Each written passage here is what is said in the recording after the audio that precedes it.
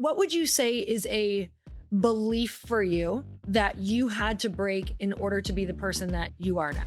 Know that you don't need to be rich to become an investor. It doesn't need to be perfect and it doesn't need to be complicated. Don't spend time, especially as an entrepreneur, trying to pick which cryptocurrency to buy, which meme coin to buy, which NFT to buy. Just focus on your business and have your money be boring. Good things happen to boring money. When your money's sexy, when something's like exciting to talk about financially, usually something's wrong with it.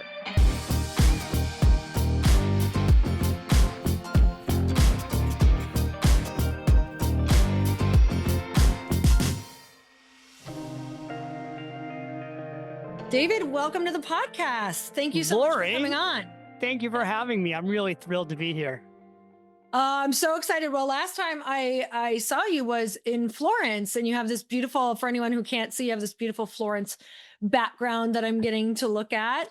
But I think that's actually kind of where I want to start. We're going to go off topic because, yes, you've written 10 New York Times bestsellers, which is absolutely mind blowing, insane. I'm going to dig into that. Insane.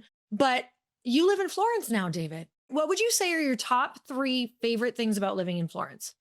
Oh, wow. First of all, behind me, for those who can't see, is a picture of the Ponte Vecchio. That's not actually the Ponte Vecchio live. It's a classic green screen. But my favorite things about living in Florence, first, I love living in Italy. Italy is an incredible country. So I like the pace of life in Florence. I came from New York City. In New York City, I was there for 18 years. I'm a city kid. I lived in San Francisco before that. There's a slower pace in Italy. There's a slower pace in Florence. You learn how to slow down. At least I have gone through the learning process of how to slow down to the speed of life. Right? Because I'm a very high energy person like you, very high energy. I've been an entrepreneur all my life. Go, go, go, go, go. And in Italy, you learn to slow down, because if you can't learn to slow down in Italy, Italy's not the right. Europe's just a different pace. In Europe, people work to live. They don't live to work. And we got to meet through your friend, Rob Murgatroyd. And I know Rob's gone through the same experience. It's like, it transforms you if you let it transform you in a good way. So living in Italy has transformed me because of the people, speed of life, the beauty, the food, the friendship, the fun. That's it. I mean, and so a lot of my life is, in a way, it feels like being back in college. Freshman year in the dorms. It's one party after another. That's one thing I see with following Rob is I'm like, you're so social there. Like you're so incredibly social. What would you say the social life has done for you, just creatively, entrepreneur wise? What does that look like? Oh, wow. Well, first of all, it's totally different, right? Again, I lived in New York 18 years. My wife was there 30 years. We were both high-powered career people. And we had friends in New York. But you know what? Everybody's so busy that it's really hard to have a real social life and have real deep, meaningful friendships. You plan a party in New York, you plan it 2 months out. It's this big deal to get people to RSVP, who comes, who shows up, kind of thing. Here, it's a Thursday and you send out a message to 20 friends about having dinner on Saturday, and 20 friends get back to you in 10 minutes and say they'll be there. Right? So because so many of us have moved from somewhere else, and we've all kind of moved here because we have kids and we're family focused, and we put our kids in their international school, and we have more time on our hands because a lot of us have kind of reached that point of some financial independence. We have a lot more time to hang out together, and we have a lot of it's almost overwhelming how much social stuff it can be, because in the beginning you just want to do everything. You want to go everywhere, you want to travel, you want to see everybody, and then you sort of have to learn to slow down. But I could do 3 things a day if I wanted to, easily. Wow. We could go out every single night if we wanted to. So I don't know. It's beautiful. We've made some really, really good friendships here, kind of like going back to the days of college, because you have so much time. You really get to know people because they're away from their environments too. And then I think the last thing is that you make these kind of friendships that when a lot of people come here for a year or 2, and then they move back to wherever they came from, and they came here for a sabbatical. Those friendships become friendships for life. I can go travel all over the US and kind of around the world now. People who I've met here, when I go there, I can go see them and it's like catching up like it was yesterday. So that's really Mhm. special. I highly recommend it. You and Chris would love it. No, Rob is always like, what are you thinking? You thinking of coming over here? What would you, if you could bottle something up for all of us entrepreneurs over here, because you were us, if you could Yeah. somehow allow us to get a piece of it, how could we translate some of that back here? 100% I would not, first of all, I would not wait. So don't wait to quote unquote retire. Like Mm, in the Automatic Millionaire book, this update, I talk about the idea of taking mini retirements. mm, And so a lot of my entrepreneur friends hear me talk about how I did this and see how it's changed my life. And they go, oh, but I could never do anything like that. And I go, first of all, I didn't just do it, right? Like I planned it 18 months in advance. So there mm, was a whole planning stage, how to get the business ready to run without me, how to bring my kids and move them to another school. We were only going to go for 9 months originally. But I would tell somebody, you don't mm, have to go for a year. What I would say is, if any part of you wants to go live in Europe or move somewhere else, mhm, go for 3 months. mm, Like if you and Chris are like, that would be actually really cool. All right. Then the question is, do you really want to do it? Where do you want to go? And when do you want to go? mm, And as an entrepreneur, like your year, probably this year is very booked up. mhm, But if I went into your calendar and started looking at the middle of next year, I bet between June of next year and the end of next year, I'd find white space. mm, And so, like, if it were specifically you and Chris, I'd be like, okay, well, where do you want to go? Let's work on it for 18 months out. I have mhm, friends who I've coached over a period of time that took 7 years for them to take a break, mm, but they've taken it. Right. So a lot of times you get the idea, but it takes you a while, kind of has to formulate. I just mhm. wouldn't wait because people take their life and their health for granted. And I wouldn't wait 5 to 10 years. I would figure out how to do it in the next 36 months. Because once you do it once, you will realize that there's a whole world out there for you that you'd probably never Mhm. even thought was possible. Oh, I love that advice, and that's a great place for us to open. This is your 20th anniversary of the Automatic Millionaire. You've written 10. Ta-da. Is that insane to you? It is insane because the time has gone by like this. So fast. I've been doing this for 33 years. Um, this is my 10th New York Times bestselling book, but this was the book I launched on Oprah 20 years ago. So Wow. when the book launched on Oprah, it was the number one bestselling book of the year. And it spent 31 weeks on New York Times bestseller list. It's sold millions of copies. And this is the fifth time it's been updated. So to put it back out in hardcover for a 20-year anniversary edition and put it back in another generation's hands is like super, super satisfying. And it's been Okay. incredible to hear from readers too, like, how their lives have transformed. Did you have any inkling?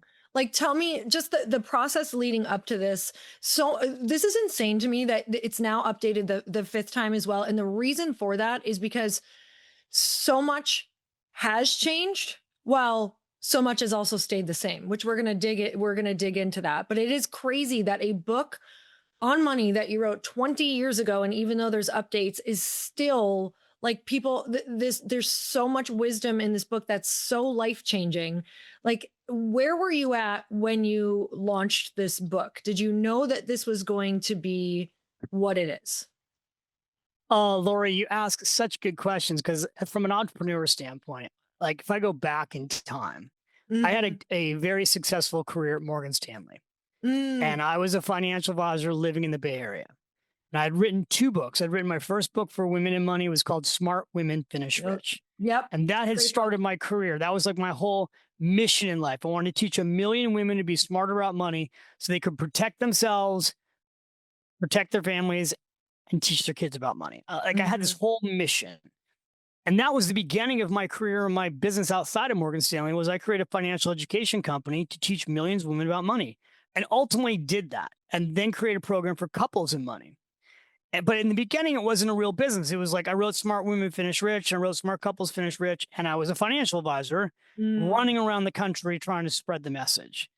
And I came to the point where I was like, all I really want to do with my life is teach people about money. I don't Mhm. want to be a financial advisor anymore. And I was flying back and forth to New York constantly to do television shows. It was before you could do things like what we're doing. And you would have to go to New York and go on a TV show to get the message out. And I said to my wife, you know what I want to do? I want to move to New York and I want to Mm. just really, really try to go big time with this. And to her credit, she's like, well, if you really want to do this, then let's go. This is, we didn't have kids yet. And that was the first entrepreneurial leap, right? Mm. I mean, that was me leaving total secure, safe career, Yep. like many of your listeners who have done, right? Or are in the process of doing. Like I didn't leave my day job until my other business was getting going. I stayed at Morgan Stanley and worked on a plan there for 4 years before I really left, before I was like, okay, I can leave Morgan Stanley. So when I Mhm. moved to New York with my wife, we knew no one and we knew we had about a year's worth of financial run rate, right? Like we knew the business had this much money coming in for a year. I was leaving my Morgan Stanley career. It wasn't going to be easy to go back to that career. So when we went to New York, we in my mind had to make it work. Like Mm. even though I didn't necessarily blow up the bridge behind me, I felt like I did. So Right. when I landed in New York, it was like I didn't have the idea for the Automatic Millionaire book. My idea was I'll move to New York and get on national television, and that will change that'll change my life. That'll give me the ability to reach more people. Mhm. Then I got the idea for the Automatic Millionaire book. And so everything kind of started to happen. I was on all the morning shows. I was on the Today Show, CNBC, CBS, Fox, and then I got the Automatic Millionaire book idea, and then things just took off. So Mm. What was that kind of all in moment for you like? I know a lot of entrepreneurs sometimes it's hard to differentiate between, you know, like the excitement for it and if you should do it. Like what do you tell people when they're getting that sort of message that was coming through for you like around Automatic Millionaire? well, it's even before the book, right? It's that moment in time where you want to make a change, Mhm. and that happened to me actually because of my grandmother. My grandmother, who was my first money, really my first mentor. That's why the Smart Women Finish Rich exists, because my grandmother taught me about money at a young age. Mhm. And the book was very much based on her lessons because Mm. she became a self-made millionaire starting with nothing at age 30 without a college education. And so Wow. she was this remarkable woman that completely changed the direction of our family for generations. And before she passed away, my grandmother had a stroke. And my grandmother, we had to fly her up to the Bay Area and put her in a nursing home. And I was finishing Smart Women Finish Rich. And I asked my grandmother a question about, did she have any regrets in life? And what happened was she shared with me that she did. And she went through 5 of them. Mm. And when she took me through her regrets, she went all the way back to age 17. And she could remember them all very specifically. She was 86 at the time. Wow. And she said, the lesson's not in my regrets, it's in why I have them. And Mm. she's like, so that's my last lesson to you. And she said, the reason I have these regrets is that I came to a fork in the road in my life. And there was a choice to take the safe road or take the risky road. And every time I got to the fork in the road, the little girl inside of me wanted to take the risk. And the big girl inside of me said, no, let's take the safe road. And Mm. all 5 of my regrets are what could have been if I had taken the risk. And so she Wow. put her hand on me and she's like, David, you're still young and you're going to come to forks in the road. And my last gift and lesson to you is let your little boy come out and play. Mm. And when you get to that fork in the road she said, it won't just be the big boy that's you, it'll be your parents, your Mhm. company, society. There will be other people telling you why you shouldn't go for your dream. Mm. And I'm here to tell you, not knowing I'm probably going to never get out of this bed, that you, at that fork in the road moment, should let your little boy come out and play. And I Mm. went back to my office, Lori, and sat in my garage underneath my office in Orinda Theater Square and started crying in the car Mm. and looked in the rearview mirror and told myself, okay, 3 years, David, and we're getting you out of here. And we're going to go Mm. do what you really want to go do with your life, which was I wanted to go teach at the time 1 million women about money. Mhm. And so that was the moment. But in between the moment of that and then actually doing it is all the stuff that goes on with as an entrepreneur. So Mhm. much Mhm. fear, right? Like it's scary. to walk away from what you have to the unknown. Mhm. And by the way, you do this over and over again as an entrepreneur. I don't Mhm. know that the fear actually ever goes away. Mhm. You just become a little bit tougher. Mhm. You know, Mm. I mean, you've gone through so many right rise up and down, and you Mhm. learn. You also like kind of learn the lessons of like, okay, when things are really bad, that doesn't mean they're staying bad, Mhm. right? Things improve. Out of Mhm. almost everything horrible that's ever happened to me during my career, there's always been something beautiful at the end of it, right? Like out of everything that's gone wrong, something else good comes from it. So Mhm. I keep reminding myself of that all these Mm. years. So it's that is a belief that has served me, that has never let me down. What a beautiful story. Did that get you, you wrote Smart Women Finish Rich. What made you so passionate about helping women? I know you said it's your grandmother, but are we really that like are women so different from how we think about money? What have you found through the years in how So we view money and what we need to know? you are different, and I'll tell you what's different. I'll tell you what my motivation was. So I didn't know how different things were Mm. because I grew up with a grandmother that was in charge of the family finances. Okay, yeah. That's So I just thought it was normal that women were in charge of the money. Mhm. My grandmother was teaching us how to buy stocks at age 7. You know, Wow.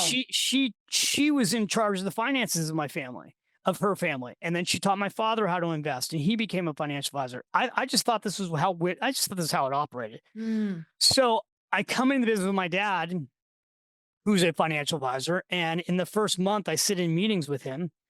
And unfortunately, or depends how you look at this. In the first 30 days of my career as a financial advisor, I sat in 3 meetings almost back to back in less than 30 days, like week after week, with Mhm. widows where the Oh my husband gosh. had died. And Oh in my all gosh. 3 cases, the husband had died suddenly. It wasn't like they had Mm. been sick. They dropped dead. And Mm. in every meeting, the wife would turn to my father and say, Marty, my husband Bill told me if anything happens to me, I just come in here and you would take care of me. So tell me what I need to know. How do I read a brokerage statement? Where's my money coming from? How do I write checks? So like the third meeting like this, Lori, I closed the door to my dad's office and I go, what is going on in here? And he said, what do you mean? I'm like, Dad, you have all these clients dying and you're sitting down meeting after meeting at the worst possible point in their life, teaching these women how to read their brokerage statements. Mm. And he said, oh, well, David, your grandmother was not the norm. I go, well, what do you mean? He's like, well, we have all these clients, they're older, but the husbands are in charge of the finances. The wives might come to some of the appointments. They Mhm. don't, it's really the husband who's been in charge of the money. Mhm. And I said, well, that's dad. It's not a good system. Right. You can Mhm. see the writing on the wall here. Mhm. So I went to lunch with my mom. My mom had been involved in the business. Told my mom what was going on. Third meeting I've had with a widow. And I said, I think I'm going to teach a class for women in money and just invite the women clients. And Mm. my mom had been in charge of the database back in the day. She's like, oh, that's a great idea. She goes, but it's not just widowhood, it's divorce. Mm. So she's like, all Yep. my friends are getting wiped out by divorce. So Lori, what happened is I basically created a class for my women clients and I started Mhm. talking about these issues. What are the issues that affect women? Number one, you live longer. Mm. You don't live a little longer. On average, you live 7 to 10 years longer than a man that's in your life. Okay. My dad passed away a year ago. My mom is 84. She lives in a beautiful senior living facility. Go to any senior living facility around America, go into the dining hall where they have lunch or dinner, and you will notice that 80% of the people there are women Mm. because you outlive men significantly. All my grandmothers outlived the grandfathers. So you Mm. live longer. So you need more money. That's number one. Number two, you have less money put aside for retirement. Why? Because on average, women take a period of time off for having children, childbearing years, and that impacts how much money they set aside for retirement accounts. So there's less money put in retirement accounts and there's less money put in Social Security.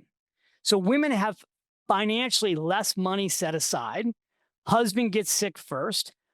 money, the wife often they go through the money when the husband's sick. So the wife is left with less. And the other issue is divorce.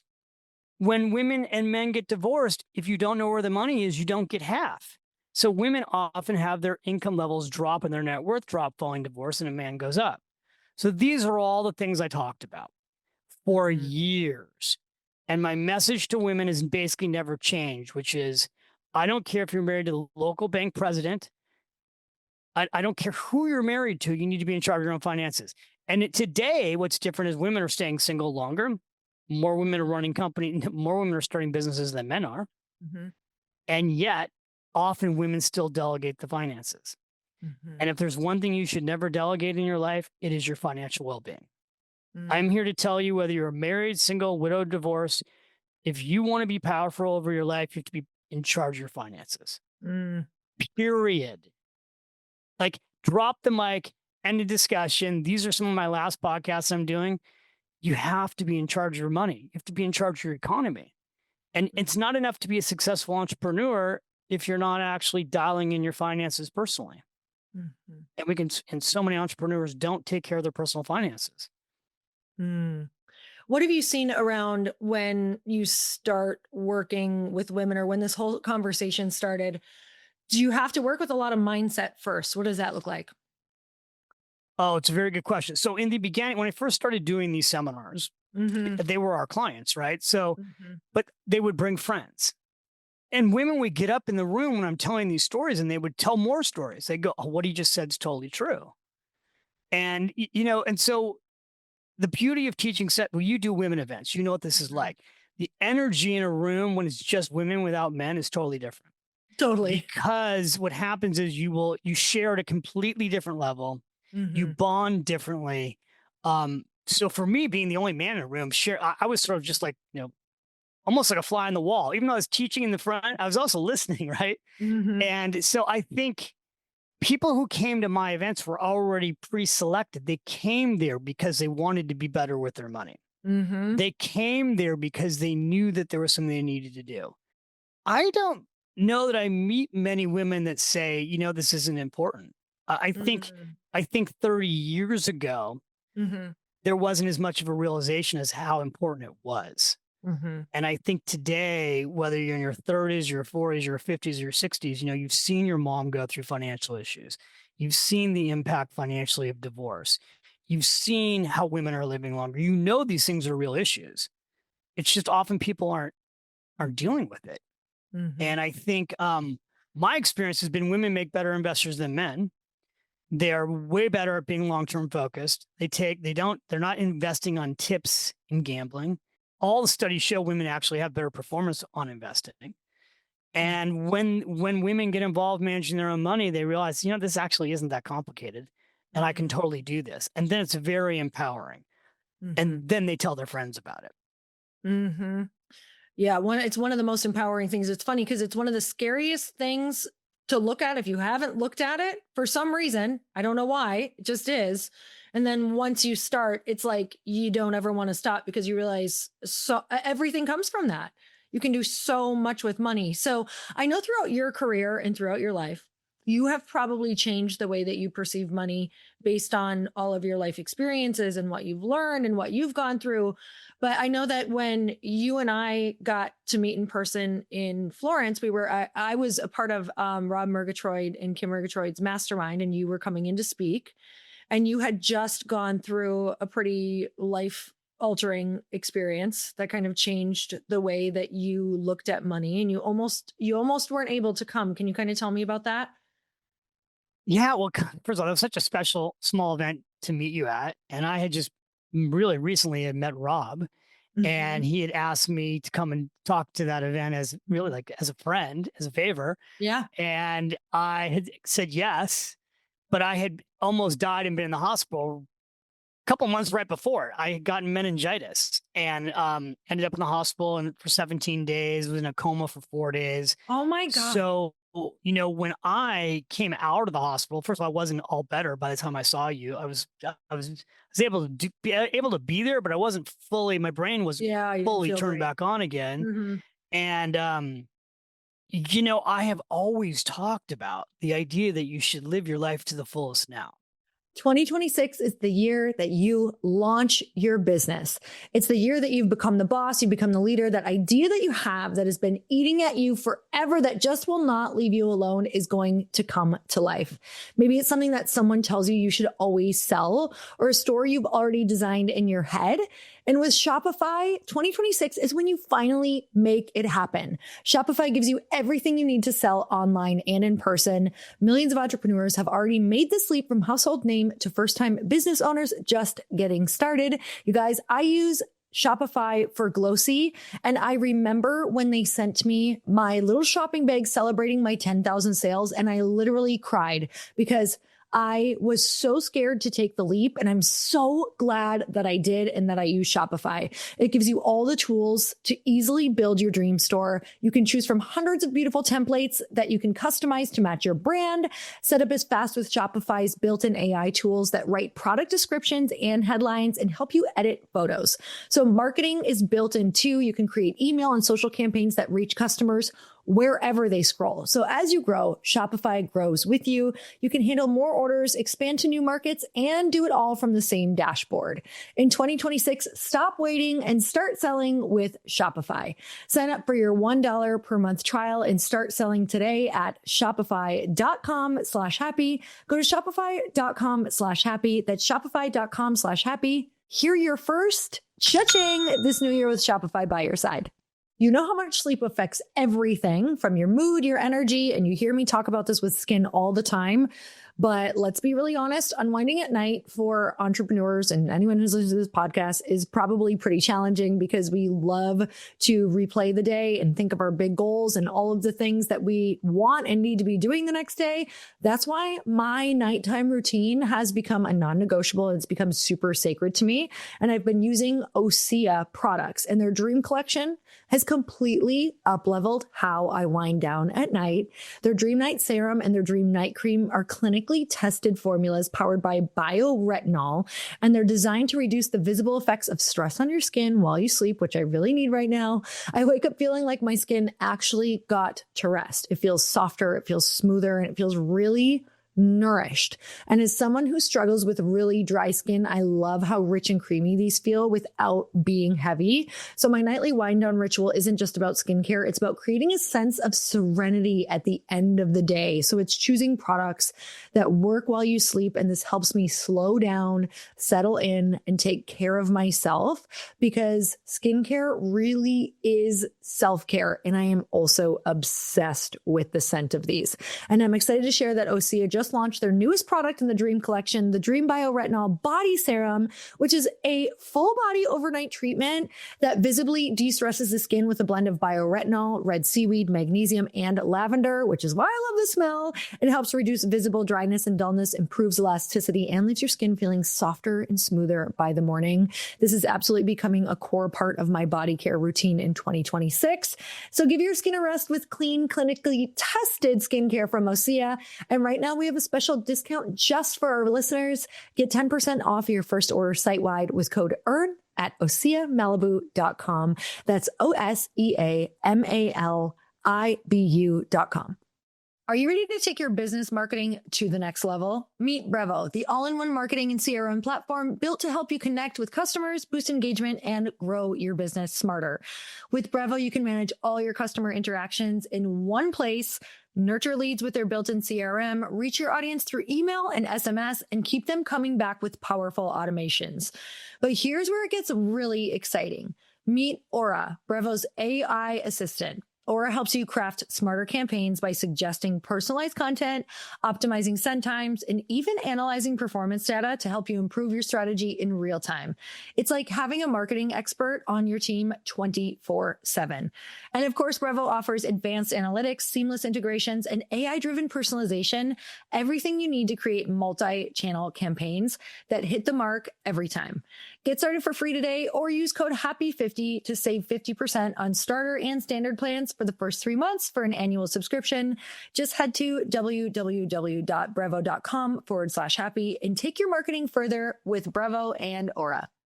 All of my financial planning has been around looking at your values, looking at what's most important to you. and living your dreams now. And I had talked about, in fact, with your group, but groups, that whole year, I talked about this idea of like, if you only have 3 years left to live, what would you do? Like, stop assuming you have your whole life, right? Here I am telling people, Mm, stop assuming you have your whole life.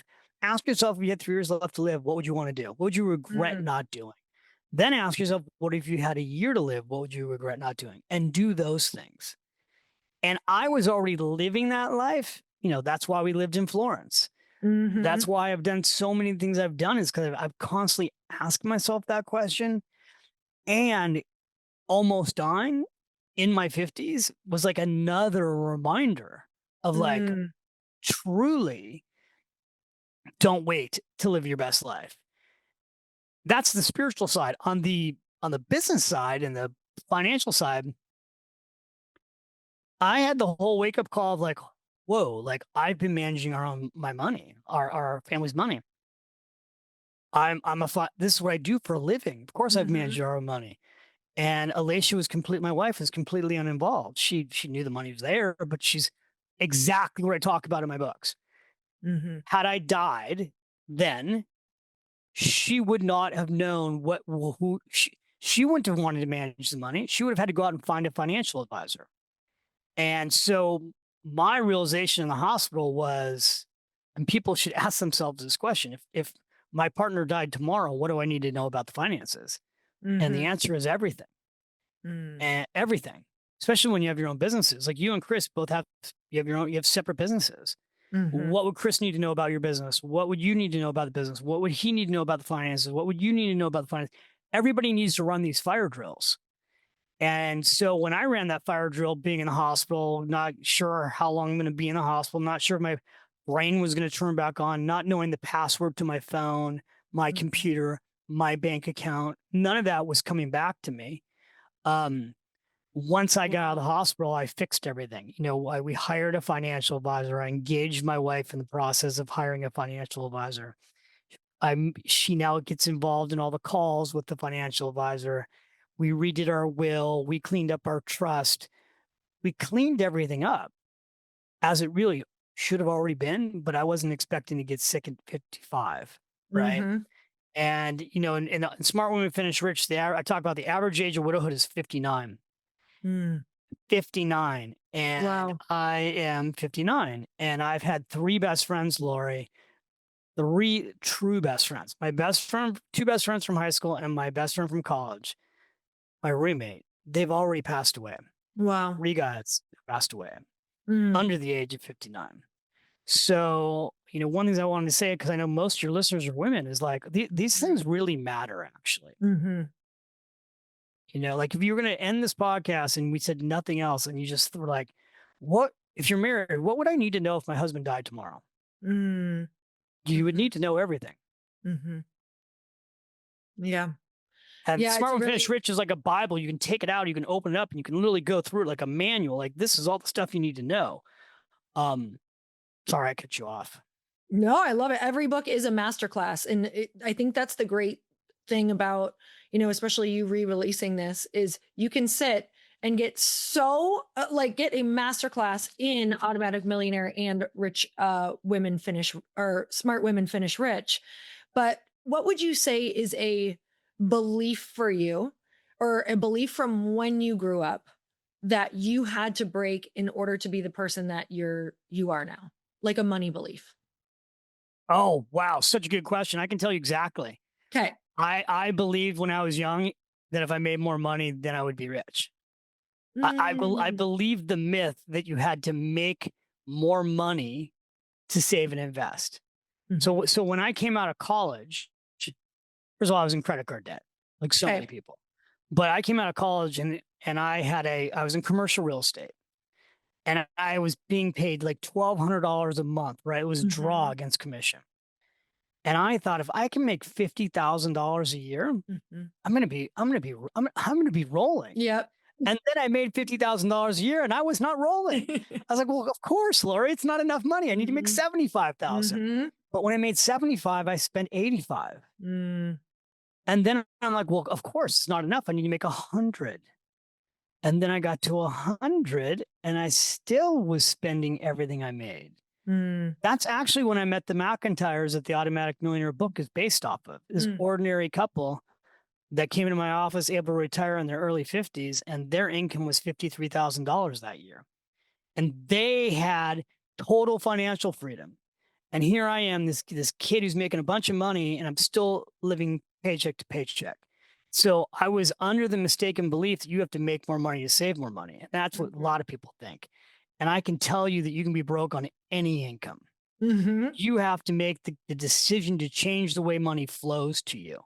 The mhm, Automatic Millionaire is a masterclass in paying yourself first, mm, putting your finances first, whatever it is. And in business, you've got to make sure profit dollar number one goes to you. mm, Because we have a lot of entrepreneurs listening that are self employed and they've been working with accountants who tell them how to run all their expenses through the business. And as their income goes up, they keep increasing their expenses so they don't pay taxes. And at the end of the year, they're still broke. So they have mhm, more stuff, have a nicer house, they have nicer cars, they have nicer clothes. But if the business doesn't keep going up, they then turn upside down when the economy changes. mm, So mhm, it's not what you make, it's what you keep mhm, matters. mm. Okay, so you say there are 10 specific things that we should be doing right now with our money. Do you want to walk through some of the ones that you think are most important for my demographic?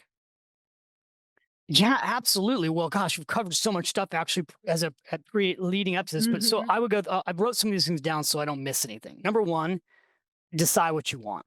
mm, People work in business all the time and they're not clear about what they want. You have to decide what it is that you actually really want.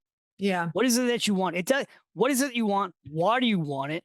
And then are you actually working on what you really want? And then who's done that already?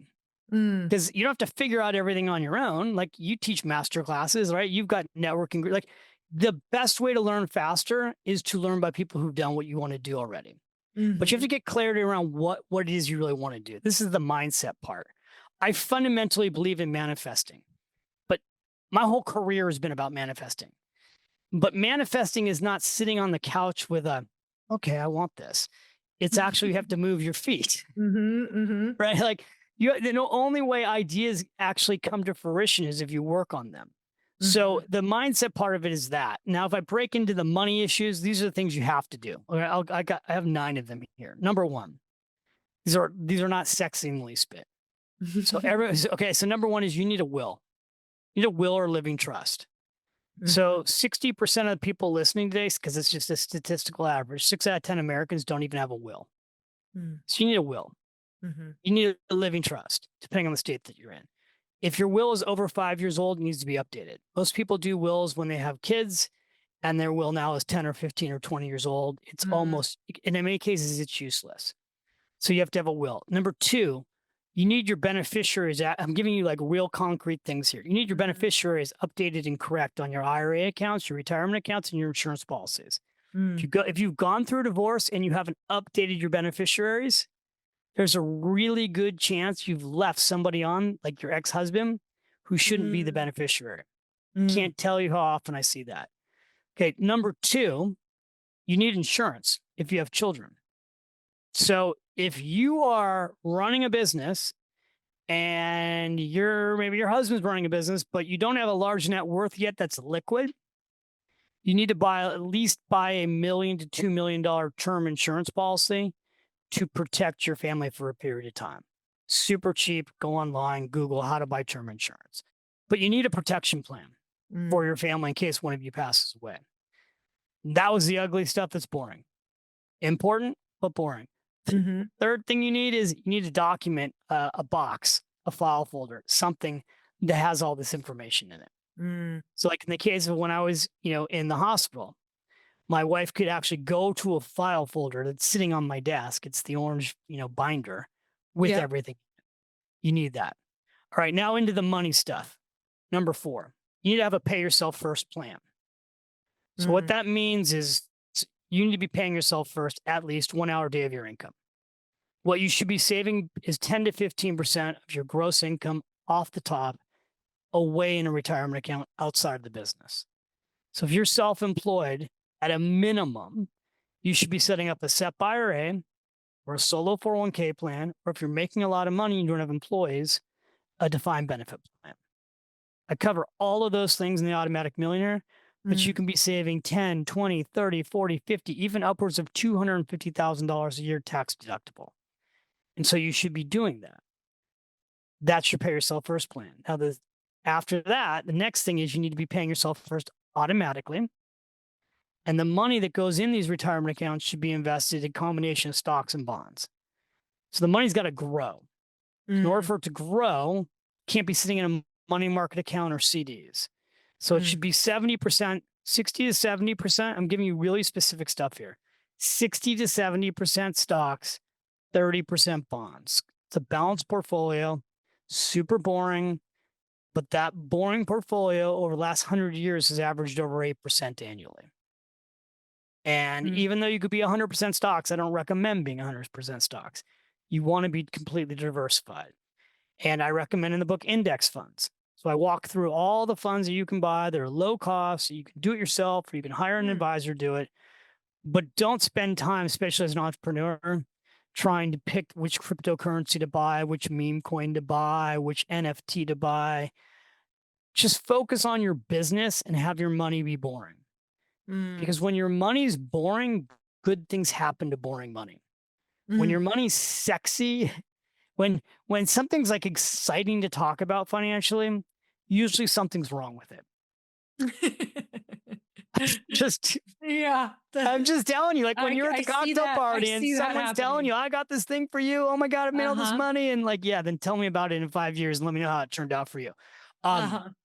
most entrepreneurs, because we're such optimists, we always want to invest in other people's startup businesses. Mhm. If you are dependent on your own business, that's your startup business. Mhm. Mhm.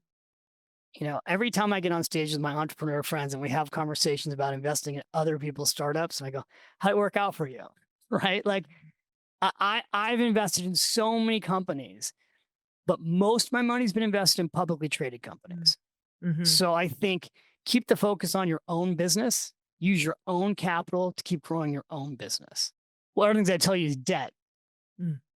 Pay the debt down, right? Mhm. So on mortgages, if you have a mortgage, if you do just a bi-weekly mortgage payment plan where you pay your mortgage half every 2 weeks, you'll pay that mortgage off an average of 5 years sooner. Mm. Just that alone will save you hundreds of thousands of dollars in interest payments. Mm. And I recommend going even faster than that. Because as soon as your debt's paid down, you get to a point where if you don't want to work, you don't have to work. And then that leads me to emergency money. Most people today don't have enough money set aside in case of emergency. Mhm. They don't have enough money set aside in a money market account or a cash account. Today, you should have 6 months to a year of expenses set aside. And if you're an entrepreneur, you want more, not less. Mhm. Mhm. We've had since COVID, we've had an incredible run here. Like these last 3 years, the economy for many, many people have just been amazing. The stock market's been amazing. Real estate prices have been amazing. Um, but things don't go up forever. Mhm. So with AI and things that are changing, a lot of people's businesses will change a lot next year or two. And even if it's really good right now, I would be stockpiling some cash for the rainy day. Mhm. My grandmother used to say, always have an umbrella for that rainy day, and that's cash. And cash is not a credit line, by the way. Credit lines are nice to have, but credit lines are not cash. Yep. When people have credit lines and they think that's their cash, and then all of a sudden the bank pulls the credit line, that's not your cash. Cash is cash. So I would be taking money every month that's coming in, and I'd be setting it aside in an account that you're like, we're not touching this. It's there for emergency purposes. Mhm. If your partner's like, well, we need a new kitchen. You're like, yeah, not so much, not right now. It's not coming. We can get a new kitchen, but it's not coming out of that account. Yeah. Um, and I guess I give you two more here because I spitfired all this to you, but I would invest in you. Mm. So I think the best people go, what's the best investment I've ever made? It's in myself. Invest in you. Invest in your learning, invest in your growth. The only way you continue to get better is if you continue to get better. Mm. And the way you continue to get better is by putting yourself in rooms where you're around other people and you can grow and learn. Mhm. And rooms can be this, right? Listen to a podcast is a form of a room. Books are a form of a room. Classes online are a form of a room. And rooms with people are a major form of a room. So putting yourself in environments where you're around people like you that are also growing, it's worth its weight in gold, right? Mhm. I think people always say your network is your net worth. So that's right. Your net worth is based on your network. Mhm. It's not the money that's so important; it's the relationships that are so valuable. Yep. And so then that leaves me to the last thing, which is own your own economy. Mm. Whether we're in a good economy or a bad economy, the only economy that matters is the one you're creating. It's the only economy you have control over. Mm. You don't have any control over where things are going to go. I don't have any control over, but we have control of our own businesses. We have control of our own effort. We have control of our own money flow. So take personal responsibility for your own economy, and then your family will be in fantastic shape. Mhm.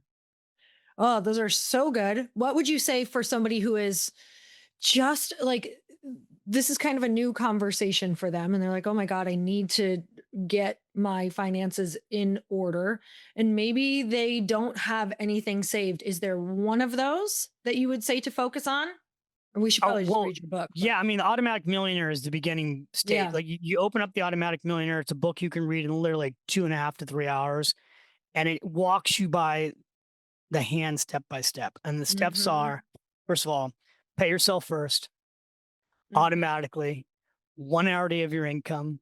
Find your, I call it your latte factor, figure out where your money's going so that you can see the power of spending small amounts of money and redirecting the small amounts of money into investments. Know that you don't need to be rich to become an investor. The Mhm. reason I think I became so popular is I started talking about this idea that, like, look, if you can invest $5 a day, you can change your whole life. $10 a day is Mm. even better. And $10 a day, you start investing over decades. The next thing you know, you turn around, you have millions of dollars in savings. Mhm. Mhm. So the key is to just start. Mhm. It Mhm. doesn't need to be perfect and it doesn't need to be complicated. Mhm. I've got kids who are reading The Automatic Millionaire who Mhm. are 12, 13, 14, and 15. We just got an email from a kid who's 15 years old that's read the book 3 years ago and shared with us how much money he's saved. Oh And then my we have god. emails from, I know, it's like amazing. He went to the library and got the book. I'm like, who is this kid? Um, and we sent him a copy of the book. But, the thing I will tell you is that decades go by in many ways in days. Like you blink your Mhm. eyes and 20 years Mhm. will go by. Yep. And so you're going to blink your eyes and be 20 years older. And being 20 years older with some savings set aside where you're safe financially is Mhm. a much better place to be than being 20 years old or wishing you had done something 20 years ago. Going Mhm. like, oh, I listened to that podcast that Lori did, and that guy said I should pay myself first. And oh, I really wish I had done that and that I didn't. Mhm. And when I was just at Joe Polish's event, I don't know if you know Joe Polish, but he's got a Mhm. great program called the Genius Network. I was in Arizona Mhm. and I did Joe's event. And that's a hugely successful entrepreneur group. And I asked that room of people, how many of you wish you had started saving earlier than Mhm. you did? Every single hand in the room went up. And we had a room of young people in another room watching us virtually. And I'm like, kids, you 18, 19-year-old, 20-year-olds, Mhm. look at all the adults in this room. They're all raising their hand. Nobody says, oh, you know what? I'm really glad I didn't start saving and investing when I was younger. But if you didn't start investing and saving when you're younger, the best time to start is today. Mm. Today's the Mm. best time to start. Wherever you are right now, wherever your feet are planted, now's the time for you to plant your feet and then start walking towards the direction you really want to go. Mm. So is this what you would tell parents who have kids, or what else would you tell them to Well, share with their kids about money? with parents, I'd tell you that you can teach your kids about money really easily. Mm. So, Automatic Millionaire is a book I would give to them, Mhm. but in the book, I have all these compound interest charts, and I would start your kids with Roth IRAs. So, for better or for worse, my kids got copies of this book, and they're like, "Dad, seriously?" And then they open the book up, and in the book, I have a little note saying, "Okay, I'm giving you money for your Roth IRA." And, my 15-year-old started a Roth, his name's James. We started his Roth IRA at 12. So Mm. he's got $24,000, Lori, already in a Roth IRA. And Wow. I showed him the calculations. You can go to this website, investor.gov. And I go, James, if you save $20 a day, which I'm going to help you in the beginning do. Mhm. By the time you reach your dad's age, you're going to have about $11 million in this Mm. Roth IRA account. That's all Wow. tax-free money. And he's like, wow, seriously. So I would start your kids young. I would teach them young. My Mhm. grandmother helped me buy my first stock in McDonald's at age 7. She taught me how to think like an investor. She took me to a restaurant. And she's like, there's 3 types of people. Those like you who come and eat here, you're a consumer. Those who work here for minimum wage, tough way to make a living, and those who own this place. And you can buy the stock in McDonald's today and you can own McDonald's. And Mm. every time your friends come here, you'll make money from them. And she taught me how to buy my first stock at age 7. And my kids today, I did the same lesson for them, but they wanted to go to Shake Shack. So they own Shake Shack. Mhm. Mhm. So it's teaching your kids that you're a part of the American economy every single day. Everything you do, you're spending money somewhere. And for the Mm. most part, everywhere you spend money every single day, it's a publicly traded company. Mhm. You have an Mm. Apple phone you're watching us on or listening to, it's publicly traded. You're on Spotify listening to this podcast, it's publicly traded. I could just go on and on and on. Everything that you're going to do, you're going to shop on Amazon, publicly traded. Now, you don't have to own those individual stocks. You can buy an index fund and own them all. And I give examples of mutual funds in the book that you can buy, like VTI, Vanguard's Total Stock Market Fund. You can own 3,600 stocks with one fund. Mhm. Start your kids with that. Great place to start. Mhm. Mhm. Well, this podcast is a great place to start because this was a masterclass. I'm so grateful for all of the wisdom that you've poured into all of your books, but especially you guys go and get the Automatic Millionaire. Where can we get it? It's everywhere, all stores, Amazon, Barnes& and Noble, Con. You can also come over to my website, davidbach.com. And one of the things we did is we put the first 3 chapters of the book on a podcast, David Bach, the David Bach Show, the Mm. podcast on our website. I can give you the link. And so you can listen to the first couple of chapters for free. It's so good and it's such an easy read. Like you made it so understandable for everyone, which is incredible. So I'm so Thank grateful for you. you.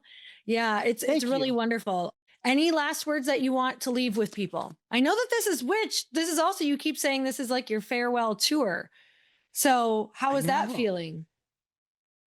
Surreal. Yeah. It really is. It's kind of feeling surreal because I've done a lot of the podcasts I've done primarily have been with friends who I've known for 10, 15, 20 years. I don't know if you know Mhm. Marie Forleo, but I just did a podcast with her. Mhm. She's We were wonderful. like we were like in New York together and kind of crying over it. It's been my career doing this work has been a total blessing. I have loved Mhm. every minute of it. I've done this for 33 years. Mhm. I actually don't know what the next thing is for me. People are like, Mhm. "What's the next thing?" I'm like, "Well, I'm going to go skiing." Um, Yeah, but I'm exactly. but I'm excited for the next part of my journey. I too want to grow again. And Mm. so my goal for myself, and I think it's a conversation to end with, which is who do you want to meet? Mm. If you're getting to meet you 10 years from now, Mm. who do you want to meet? Who does Lori want to meet? Who's Lori in 10 years? Mhm. And what do you want to be looking back on over the next 10 years from now? What do you want to look back on and be proud of? Mhm. And that's a big thing for me. Like I want to meet me at 70 proud of myself for the new things that I did in the next 10 years. Mhm. Because, like, friends like, you're seriously not going to write more financial books? I'm like, I'm not going to write more financial books. I've Mm. done 20 books. Like, this is my 20th go around with book launches.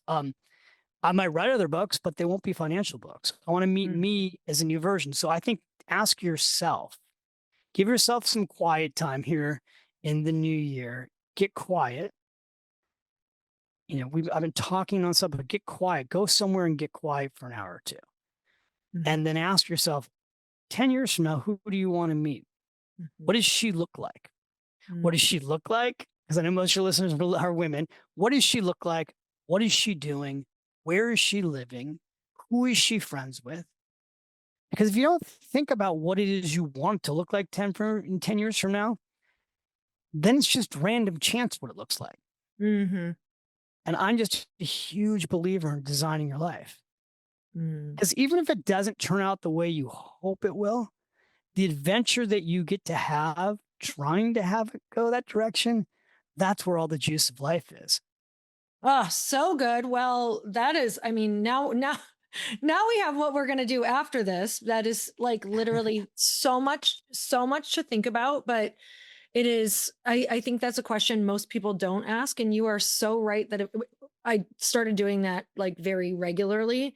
And if I don't, you just like life will decide for you what your life is. So I'm so grateful for you for giving us the tools and also for coming on this podcast. I feel like I get to have this like last little portion of you coming and talking about this, which is very exciting. I'm so grateful that I got that. So thank you again for coming on. Well, Lori, thank you for having me on. I'm really glad we got to do this too. Please give Chris my best. And I hope if you come back to Italy that you'll let me know because I'd love to see you. And if I get out, are you California or Arizona? Where are you located? Yeah, Newport Beach. Yep. You're in Newport. So one of my best friends from Newport's coming over to meet me in Switzerland to go skiing in 2 weeks.